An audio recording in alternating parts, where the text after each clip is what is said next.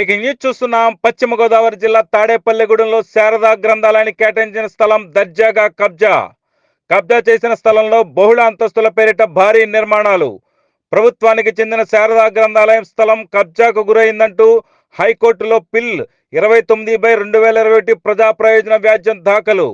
సదరు వ్యాజ్యం హైకోర్టులో కాకుండా కింది కోర్టులో కేసు వేసుకోవాలంటూ హైకోర్టు ఆదేశాలు.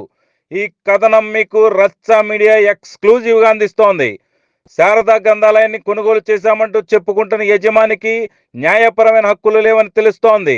న్యాయపరమైన హక్కులు లేకుండా దర్జాగా ప్రభుత్వ స్థలాన్ని కబ్జా చేసిన మున్సిపల్ అధికారులు చేష్టలుడికి చూస్తున్నారనే విమర్శలు సైతం వినిపిస్తున్నాయి.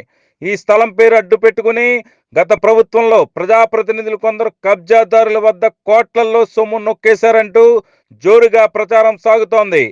గతంలో ప్లాన్ లేకుండా నిర్మాణాలు చేపట్టారంటూ పెద్ద ఎత్తున ఆందోళన చేసిన ఇంకొందరు ప్రజాప్రతినిధులు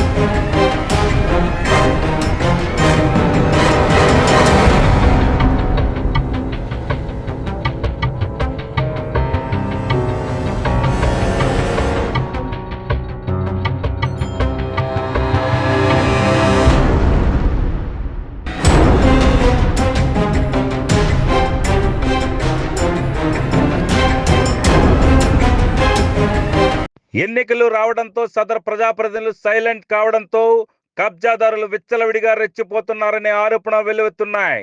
ఆ భవన నిర్మాణం మొత్తం సక్రమం కాదని, ఆ భవనాన్ని తక్షణమే కూల్చాలంటూ కింది కోర్టులో కేసు వేసేందుకు రంగం సిద్ధమవుతోంది.